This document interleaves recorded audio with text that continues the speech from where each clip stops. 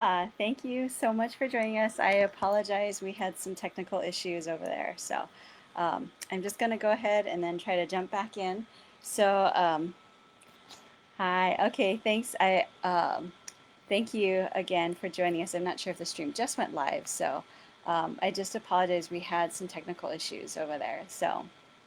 Okay, so jumping back into things, thank you again for joining us. And today we're going to be talking about probiotics, the ins and outs of probiotics. There's a lot more to learn about probiotics. So we're going to be getting into all of that and answering your questions. Again, thank you for joining us. My name is Dr. Catherine Taketa-Wong. I'm a naturopathic physician and acupuncturist. And for those of you who aren't familiar with naturopathic doctors, we are required to go to a four-year medical school. We are trained as primary care physicians, and as such, I can order lab tests, write prescriptions, and do school physicals just like other doctors. But a big difference is that naturopathic doctors are trained in the power of nutrition to build health from the inside. And I also use personalized food recommendations, vitamins, herbs, and other types of natural medicines to be able to help address the underlying causes of disease and also to treat the whole person. I also have a master's degree in Oriental medicine, which allows me to include Chinese medicine and acupuncture in my treatment protocols. Before we begin, I just wanted to let you know that if you have any questions that you would like to talk with me about, we offer a no-charge free phone consultation called the Personal Health Strategy Session. This is a 15-minute strategy session where we can talk about your condition and come up with a plan to be able to help you the most. So arranging a consultation is very easy. Just call our office at 808-425-2987 or text free consult to that number, or you can also click on the contact button here on our Facebook page. Either way, our staff will contact you to arrange a no-charge phone consultation. You'll find all our contact information right here on our Facebook page. So let's get started, and please feel free to use the comment section as the talk progresses. So probiotics. Probiotics today could kind of be considered to compared to the marketing of vitamin C some years ago. There were some initial studies that indicated vitamin C could ward off colds or even cure them. And the supplement marketing machine went into overdrive, and soon vitamin C was being hyped as a wonder drug. What was missing was the science. In other words, what form of vitamin C, what medium, tablets, liquids, powders, added to beverages and foods, and what dosage for how long, and so on. And after a while, the hype wore off, and people eventually, came to realize it for what it was. Um, and the worst part was that even today, most people couldn't answer the basic questions of what form or medium or dosage is best. And they just kind of follow whatever marketing message they happen to hear often enough. And that's why I decided to do this Facebook Live event in order to help you understand probiotics and to make better choices about them. And also to help remove some of the confusion, mystery about what probiotics are all about. So what are probiotics? So probiotics, if you break down the word, pro means for generally, and then bio means life, so for life. So probiotics are essentially good bacteria, but they could also be considered as good microorganisms, so other types of organisms that are beneficial. And there are trillions of bacteria in our bodies. Some of them are beneficial. Some of them, if they overgrow, then they could cause problems. They can cause disease. Or if you have certain types of bacteria that are normally not supposed to be present in the body, those can also cause issues. But it's generally all about balance, because most people are surprised to learn that even certain bad bacteria, what we consider to be quote unquote bad bacteria, that there actually are, uh, that some of those types of bacteria are present in our gut. So for example, E. coli. People always think about E. coli with food poisoning and things like that, but most people aren't aware that there actually are normal strains of E. coli that are growing in our gut. Um, So our body is constantly trying to sort out um, the quote unquote good from the bad, really trying to keep things in balance so that you can be able to have a balanced ecosystem basically in your body to be able to help with um, digestion and all these other types of things that probiotics do. So research has looked into different types of probiotics and found that certain species of bacteria and certain strains are helpful for certain types of conditions. And while they can definitely be beneficial, let's remember that they are still new, so a lot more research is still needed. And while there's plenty of marketing that probiotics are, um, talking about all these different benefits, you may have also heard that probiotics are essentially worthless or that the benefits can't be proven. So some of the research that has been done, for example, I've looked at some studies talking about probiotics where they, are studying effectiveness of probiotics. And when I've looked at some of these studies, the doses, I find the doses that they use are really far below therapeutic doses. And so I think in some of those studies, that's the case where you have some of these types of bacteria um, and some of these studies on probiotics where they say, oh, there's no benefit to probiotics. But of course, if you're not using the right dose, you're not going to see a therapeutic benefit. Uh, Also, some of the people who are involved in the studies aren't actually working directly with clinicians who have real life experience about how to use these types of probiotics and what doses are needed with patients. So I think that's something that really needs to happen in terms of the research is making sure that PhD researchers are working closely with clinicians who have real life experience working with probiotics. And I know a number of holistic practitioners, including myself, where we definitely see therapeutic benefit with probiotics. That's undeniable in my practice. So I've been in practice for almost 10 years, and the benefits of certain types of probiotics are clearly undeniable. So that being said, again, it depends on the type and the doses. So let's get into that. Um, as I mentioned, different conditions tend to respond to different types of probiotics. So I put the main types, different strains of some of those good bacteria in the post announcing the event. And we'll also put them in the text accompanying this video posting. I'll also have the names of products that I use in my practice. So you'll find probiotics that I've personally researched and approved in the store on my website, which is drtaketa-wong.com. So it's DRTAKETA Wong, WONG.com. So you'll find the link here on our Facebook page. And it's drtaketa-wong.com. And then if you go to our website and then you click on store, then you can sign up for our online store and you can find a lot of the probiotics. That way you can be certain that you're really getting the best quality. And plus, all of the proceeds from our online store go to a scholarship fund to help qualified families with special needs cover the costs of their medical treatment. So, digestive system. Most people are familiar or they've heard about probiotics in terms of being beneficial for the digestive system. And when it's indicated, I do use probiotics. The good bacteria in our gut often help us to digest our food. So they're very important in terms of breaking down the food and helping us to be able to extract the nutrients that we need.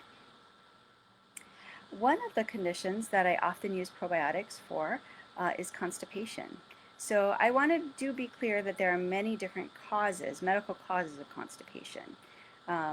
However, probiotics are often a helpful one that in general I find helpful. So one that I often use is called Therabiotic Powder by a brand called Claire Labs. And it comes in capsules and powder. Some children have trouble swallowing pills, and some people even have trouble swallowing pills, even adults. So the powder can be mixed with food. Constipation, again, as I mentioned, has a number of different causes. Some of those causes are from not eating well. That means eating too much processed or junk food, not drinking enough water, not getting enough fiber in fruits and vegetables. So if it's something simple like that, then that can often be an easily fixed source of constipation. And having a poor diet also inhibits the growth of the right kinds of bacteria in our gut, where there's not enough of the good stuff and too much of the bad stuff, so to speak. So, the amount of our probiotics also does make a difference. And by amount, I mean the number of organisms. So if you look at the labels of probiotics, you really should see something that talks about not just milligrams, but the number of live organisms. Sometimes this is also shown on the label as CFU, and that stands for colony forming units. So that's typically how probiotics are quantified, and that's a much better measure of the strength of the probiotic rather than milligram amounts. Milligram amounts often are not very helpful to me because I don't really know how many live organisms there actually are in the probiotics. So in terms of constipation, I will usually recommend starting at about 50 billion organisms a day, or CFU, and the quality also makes a difference. So it's important to have probiotics that follow what are called good manufacturing practices. So brands that follow these practices, they basically have third-party testing to ensure that what's stated on the label is actually in there, and also that there are not contaminants with drugs or heavy metals or other types of issues. And also, many supplement companies that are aware of food sensitivities, which are very common, they should list that the probiotic or the supplement does not contain, for example, gluten or dairy or soy or nuts or other types of common allergy or sensitivity foods. And so constipation, that probiotics, and when I say that probiotics can be helpful for constipation, I'm really talking about more of the simple types of constipation where maybe your diet's not so good. There can be, of course, other medical causes like low thyroid function or SIBO or other kinds of things that can cause constipation. Those require a more thorough workup and treatment plan. So I do want to make that clear. Another way that I use probiotics that is a common application is when people are taking antibiotics. And antibiotics are very, very commonly prescribed, especially particularly in America. Personally, I think that antibiotics tend to be overused, and there are a lot of things that we can do to try to help to reduce the need for probiotics. For example, I have a lot of people who are coming to see me who are using me as their primary care physician, and they come to me because they don't want to have to use antibiotics all the time. So there are certainly alternatives to antibiotics with certain conditions. And if you have questions about that, you can certainly contact me, schedule a free consult. But in terms of antibiotics, often there are side effects with antibiotics. For example, people can have diarrhea or upset stomach, nausea. They just feel like their stomach feels queasy, and they typically might also have stomach pain. And that's what's happening in that case, is that the antibiotics are killing the bad bacteria, but they're also killing the good bacteria. And that can actually, that can actually result in these types of symptoms because we need our good bacteria to be able to help to break down and digest our food. And when you kill off too many of the good bacteria, we start to get upset stomach, diarrhea, nausea, those types of symptoms. So I had a child who, because of his medical condition, had to take antibiotics on a more ongoing basis. And so I did have to prescribe antibiotics for his condition, and I had put him on high-dose probiotics, and he wasn't having any diarrhea or upset stomach or any digestive symptoms. And then his mother was just wondering, she's like, I wonder if these are actually doing, and the probiotics are doing anything. Does he really need to take them? And so she stopped giving him the probiotics. And within a day, he was having diarrhea and upset stomach and a lot of stomach pain. She started him back on the probiotics, and then all of those symptoms went away. So I know that clearly these probiotics are making a difference, and I see that with a lot of patients. I have patients sometimes that come to me. They're on antibiotics already that was prescribed by another doctor, and they weren't started on high dose probiotics.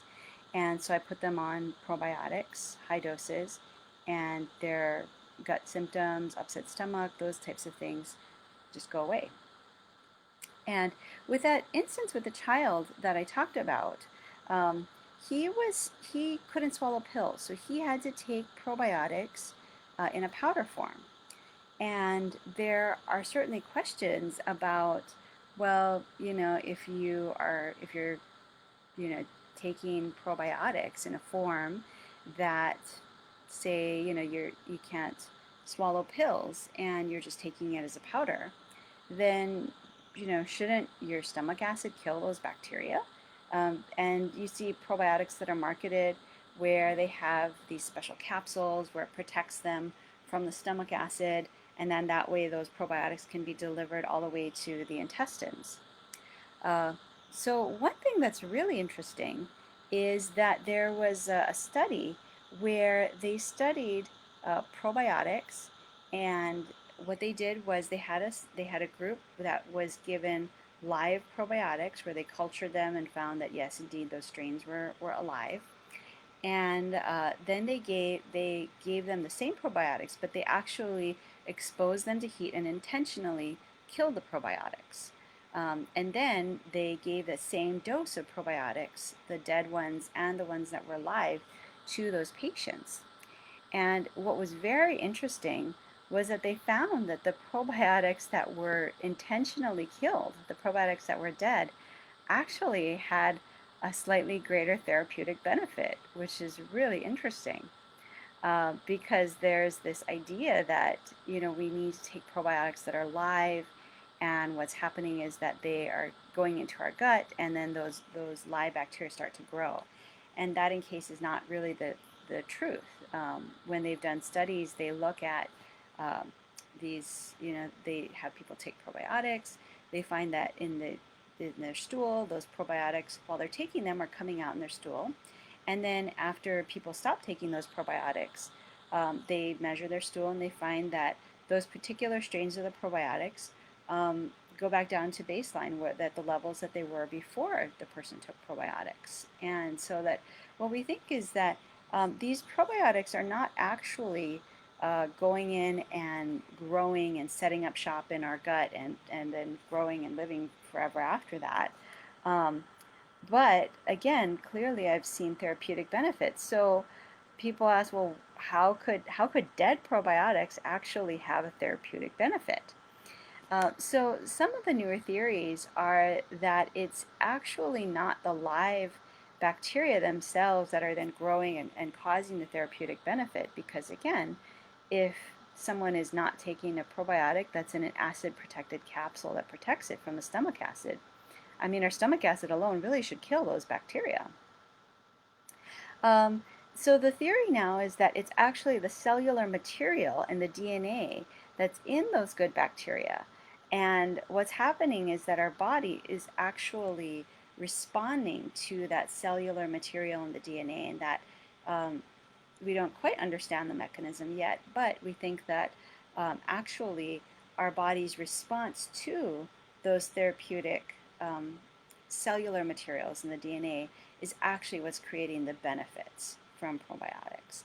So that's some of the newer theories in terms of how probiotics are actually working. Um, so this is important because it means that you don't necessarily actually need to go through the extra expense of getting probiotics that are in these special acid protected capsules. Um, and there's even questions about, well, we keep these probiotics refrigerated, and I still refrigerate them to make sure that, things don't grow and doesn't go bad and that kind of a thing. But in terms of keeping them live, That's actually something that we might actually be mistaken about in terms of trying to keep these probiotics alive. So just so that you know, we will be wrapping up soon, and I just wanted to remind you that we are offering a no-charge phone consultation.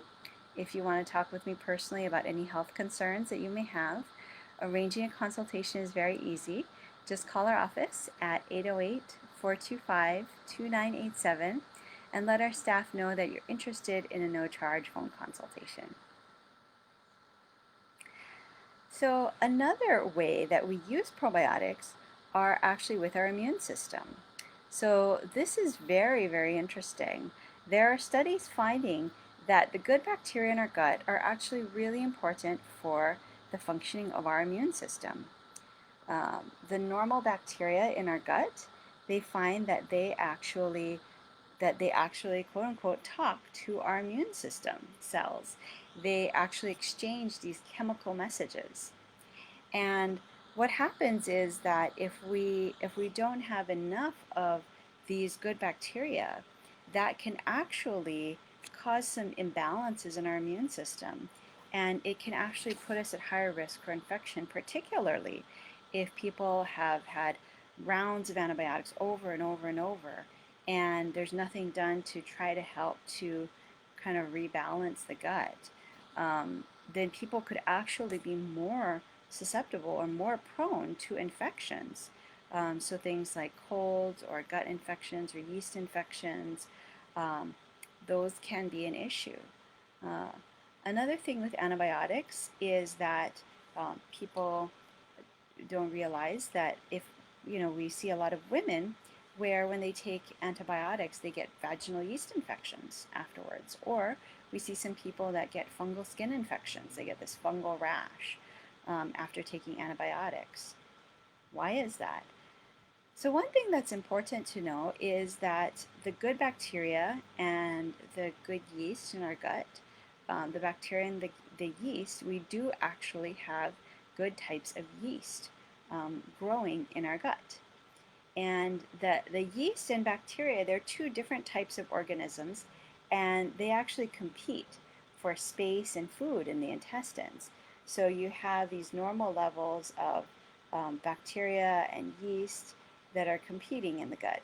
But what happens is that when you take an antibiotic, as I mentioned, that kills off the good bacteria. So all of a sudden, you have the bacteria that then their levels drop off.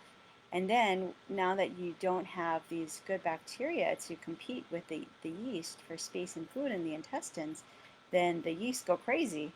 And they're like, hey, let's have a party, and the yeast tend to overgrow. And that's why it's very common that we tend to get these yeast infections after people take antibiotics. So that is something that can be remedied by taking high-dose probiotics as well as eating fermented foods and prebiotics, particularly when you are taking antibiotics and then also after you finish taking the antibiotics. So what do I recommend? I typically recommend when people are taking antibiotics, I usually recommend that they take usually a minimum of about 100 billion CFU or 100 billion organisms a day. And sometimes we need to do even much higher doses than that, sometimes 200, 400 billion organisms a day, sometimes even more, in order to offset the negative side effects from antibiotics. So I recommend that during antibiotics you do take probiotics, and I recommend that people take it at least 2 hours away from the antibiotics. The reason being is that if you take the probiotics and the antibiotics too close together, the antibiotics could kill off the probiotics and before they have a chance to do much good. And again, does that make a difference? I will say interestingly that again, we're going back to the idea that dead probiotics work just as well. I've still interestingly seen more therapeutic benefit when people are taking antibiotics if they take the probiotics at least 2 hours away. So we don't know if the antibiotics are having other effects in terms of affecting the DNA or the cellular material or other types of things that they are doing to the probiotics. But I still do recommend that people take the antibiotics at least 2 hours away from the probiotics. Um, and I also recommend that people take something called Saccharomyces boulardii, and we'll go ahead and put that into the chat. Um, but Saccharomyces boulardii is a beneficial yeast, and I find that very helpful for helping to keep the bacteria and particularly bad yeast under control. So that's another thing that I recommend if you are taking antibiotics. Again, that you take the good probiotics. I often will recommend Therabiotic, either as a powder or as a capsule. Again, usually at least 100 billion organisms a day. And also that people take Saccharomyces boulardii, usually at least 3 or 6 billion organisms a day while people are on antibiotics. So I find that combination very, very helpful for, one, helping to offset a lot of the negative side effects from antibiotics, the diarrhea, upset stomach, those types of things, but also helping to prevent yeast infections. Because again, the Saccharomyces is a good type of yeast that helps to prevent overgrowth of bad yeast and bad bacteria.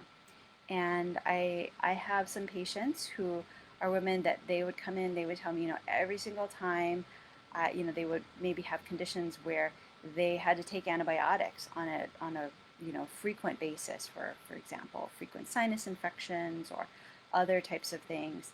And I've had women tell me, every single time after I take antibiotics, I just get a yeast infection every single time.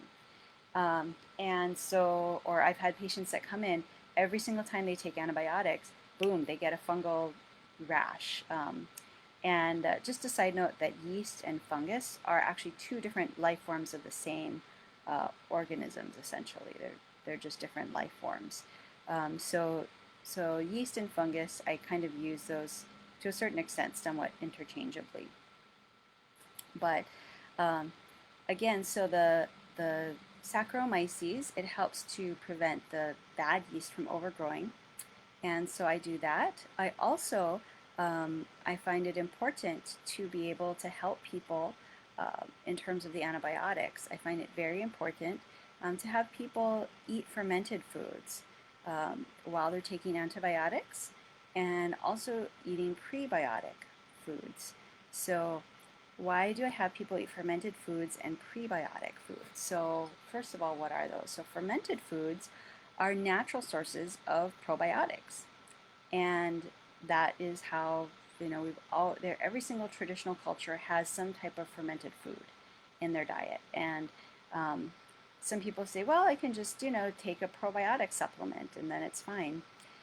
There are many, many different types of good bacteria or probiotics that we haven't even identified yet, that we can't even culture out with our current methods of culturing bacteria. And there are many types of good bacteria as well that are anaerobic, meaning that as soon as they come in contact with oxygen, they die. And these types of bacteria are very, very hard to get into a probiotic supplement, because when you're in a manufacturing process, they are exposed to oxygen along the entire way. So there's actually, there's no probiotic supplements that I know of on the market that contain anaerobic bacteria, to my knowledge. However, you can get these types of good bacteria in fermented foods, because these bacteria can live in the food or they can live in the liquid, and where they're protected from oxygen. And there's also a number of other beneficial bacteria and other types of nutrients and benefits from fermented foods. So what are fermented foods? Some of the common fermented foods are things like sauerkraut, yogurt, kimchi, kefir, and just as a side note, I have a lot of patients who cannot tolerate dairy, so there are non-dairy types of yogurts. For example, yogurts that are made using almond milk or coconut milk. And there are also non-dairy kefirs as well. So kefir can be made from milk, but it can also be made from coconut water. There's also something called water kefir. There are other types of fermented foods, so good quality pickles that don't have preservatives. So pickles and other fermented vegetables. Kvass is another fermented food. So there are, you can also ferment all kinds of vegetables. So you can ferment carrots and beets and all kinds of other things. Miso is another fermented food. Tempeh. I think I mentioned kimchi, and also sour poi for those of us in Hawaii and Polynesia. If you let those poi sit out for a little while and it turns sour, you will have some of those good bacteria growing in there. So that's another fermented food. So there are a lot of fermented foods, and that's really important, particularly when people are taking antibiotics, because it helps to provide a lot of these good bacteria that are really important. And um, also, some of these other, I mentioned prebiotic foods. So what are prebiotics? Most people have never heard of prebiotics. Prebiotics are actually the fibers and sugars that are essentially food for the good bacteria. And these are foods that will help to promote the growth of these good bacteria in our gut. So some of the most common recommended prebiotic foods include artichokes, garlic, onions, asparagus, barley, bananas, unsweetened cocoa powder, flax seeds, and seaweeds. There are many other prebiotic foods, but those are some of the common ones that I will recommend. And I really can't emphasize how important it is to eat fermented foods, because that again can really help in terms of those the good bacteria in our gut.